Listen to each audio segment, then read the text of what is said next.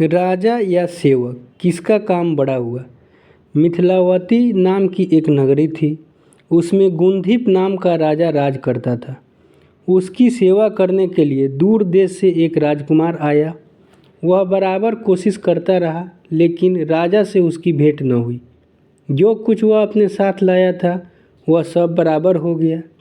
एक दिन राजा शिकार खेलने चला। राजकुमार भी साथ हो लिया। चलते चलते राजा एक वन में पहुंचा। वहां उसके नौकर चाकर बिछुड़ गए। राजा के साथ अकेला वह राजकुमार रह गया। उसने राजा को रोका। राजा ने उसकी ओर देखा तो पूछा, तू इतना कमज़ोर क्यों हो रहा है। उसने कहा, इसमें मेरे कर्म का दोष है। मैं जिस राजा के पास रहता हूँ वह हजारों को पालता है, पर उसकी निगाह मेरी ओर नहीं जाती। राजन, 6 बातें आदमी को हल्का करती हैं। खोटे नर की प्रीति, बिना कारण हंसी, स्त्री से विवाद, असज्जन स्वामी की सेवा, गधे की सवारी और बिना संस्कृत की भाषा। और हे राजा, ये 5 चीज़ें आदमी के पैदा होते ही विधाता उसके भाग्य में लिख देता है। आयु, कर्म, धन, विद्या और यश। राजन, जब तक आदमी का पुण्य उदय रहता है तब तक उसके बहुत से दास रहते हैं। जब पुण्य घट जाता है तो भाई भी बैरी हो जाते हैं। पर एक बात है, स्वामी की सेवा अकारथ नहीं जाती, कभी न कभी फल मिल ही जाता है। यह सुनकर राजा के मन पर उसका बड़ा असर हुआ। कुछ समय घूमने घामने के बाद वे नगर में लौट आए। राजा ने उसे अपनी नौकरी में रख लिया। उसे बढ़िया बढ़िया कपड़े और गहने दिए। एक दिन राजकुमार किसी काम से कहीं गया।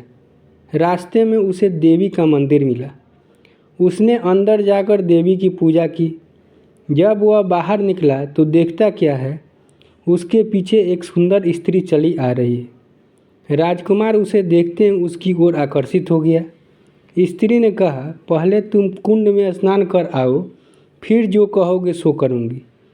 इतना सुनकर राजकुमार कपड़े उतारकर जैसे ही कुंड में घुसा और गोता लगाया कि अपने नगर में पहुंच गया। उसने जाकर राजा को सारा हाल कह सुनाया। राजा ने कहा, यह अचरज मुझे भी दिखाओ। दोनों घोड़ों पर सवार होकर देवी के मंदिर पर आए। अंदर जाकर दर्शन किए और जैसे ही बाहर निकले कि वह स्त्री प्रकट हो गई। राजा को देखते ही बोली, महाराज, मैं आपके रूप पर मुग्ध हूँ। आप जो कहेंगे वही करूँगी। राजा ने कहा, ऐसी बात है तो तू मेरे इस सेवक से विवाह कर ले। स्त्री बोली, यह नहीं होने का है, मैं तो तुम्हें चाहती हूँ। राजा ने कहा, सज्जन लोग जो कहते हैं उसे निभाते हैं, तुम अपने वचन का पालन करो। इसके बाद राजा ने उसका विवाह उसके सेवक से करा दिया। इतना कहकर बेताल बोला, हे राजन, यह बताओ कि राजा और सेवक दोनों में से किसका काम बड़ा हुआ। राजा ने कहा, नौकर का।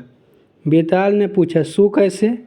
राजा बोला, उपकार करना राजा का तो धर्म ही था, इसलिए उसके उपकार करने में कोई खास बात नहीं हुई।